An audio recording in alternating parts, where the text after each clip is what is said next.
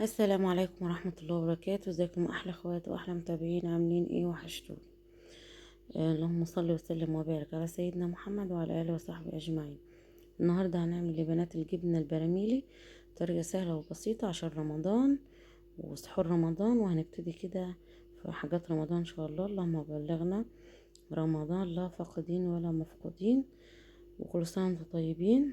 وصلوا كده على النبي في الكومنتات ونبتدي كده في الوصفة بتاعتنا الجميلة اللي الكل بيحبها طبعا في رمضان او غير رمضان. الجبنة دي طبعا ما بتخلاش من اي بيت.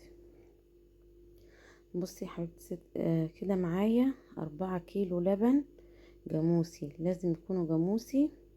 بس بسم الله ما شاء الله اللبن بخيره.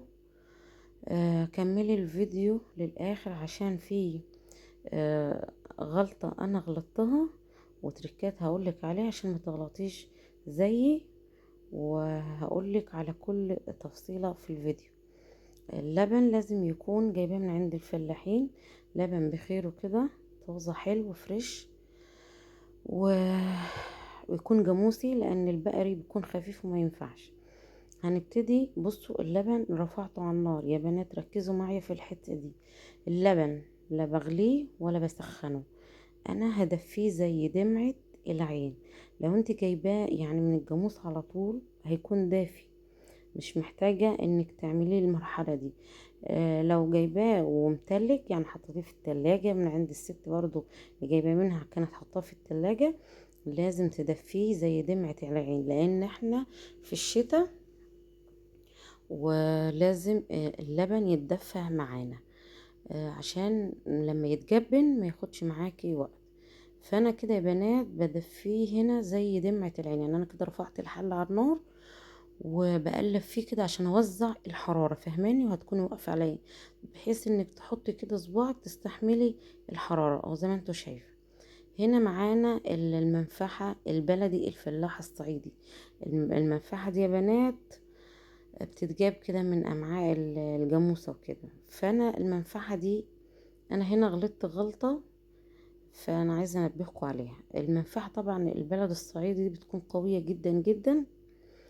فانا على 4 كيلو حطيت نص المج اللي انتوا شايفينه، لا لازم على 4 كيلو احط 4 معالق، لان المنفعة دي يا بنات قوية جدا، مش زي اللي بتتباع مثلا بره او كده، او اللي تجيبيها من اي مكان تاني. او ممكن تجبنيه من غير منفعة، او ممكن تجيبي علبة زبادي وتعمليها خميرة كده يعني بحبة لبن دافين برضو، وهتدريه هتحطيها كده، هتنزلي بيها على اللبن الدافي زي ما انتوا شفتوا. هنا انا الغلطة اللي غلطتها يعني الجبنة طلعت كويسة وكل حاجة، بس ال4 كيلو خسوا معايا جدا جدا. المفروض كنت اطلع كمية اكبر من اللي انتوا شفتوها، لاني المنفعة البلدي اللي انا حطيتها قوية جدا طلعت معايا شرش كتير، فاهمين؟ فانا اما انا جايباها من مرات عمي وكده، فلما سألتها على كمية الشرش اللي طلعت قالت لي المفروض كل كيلو لبن عليه معلقة واحدة منفعة، لان المنفعة دي قوية مش زي اللي نشتريها من بره. لان انا جايبة المنفعة من عندها لانها هي عندها عاملة مشروع بتاع عندها بهايم يعني وكده عزك الله، وبتبيع جبنة ولبن وسمنة والحاجات دي، فانا باخد منها يعني. فانا جبت المنفعة منها، فقلت لها على الموضوع ده عشان ما تقولوش ان الكمية دي قليلة. دول والله العظيم 4 كيلو لبن جاموسي بس طلعوا معايا الكمية دي. بعد كده جبت الطرحة دي انا جايباها بشتريها للجبن والحاجات دي نظيفة، يعني ما بنستعملهاش غير في كده. حطيتها كده على مصفاية وحطيت تحتيها بولة، وهنزل كده زي ما انتوا شفتوا اللبن اما تجبن معايا، وهسيبه كده يتصفى الشرش بتاعه. ده الكمية اللي طلعت وفي كمية تاني. فيا بنات لازم ما تقلبيش برضو كتير، يعني هتسيبيه كده يتصفى مع نفسه.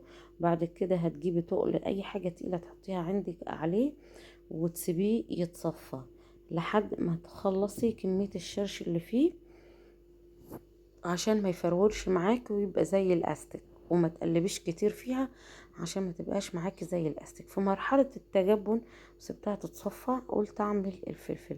الفلفل ده فلفل احمر واخضر، اللي تحبيه حامي بارد اللي يريحك. هقطعه بالطريقة اللي انتوا هتشوفوها، وبعد كده هصفيه، احط عليه ملح وهصفيه. انا كده خلصت تقطيع.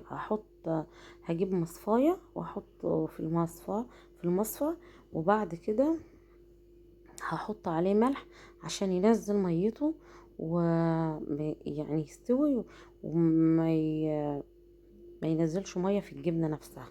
فالطريقة دي هتخلي الفلفل مفهوش ماء. على فكرة انا عملته وسبته في التلاجة برضو، وحطيت كمية والكمية التانية بجد والله ولا في نقطة مية. لما تعملي الحركة دي مش هتلاقي نقطة مية في الفلفل. هتعملي زي كده برضو، هتجيبي المصفية تحط عليه ملح، تسيبيه يتركن كده يتصفى على ما بال الجبنة بتاعتك تكون نشفت معايا. بصوا المية اللي نزلت من الفلفل، بصوا الكمية دي كانت هتنزل في الفلفل وهتبوظ الجبنة.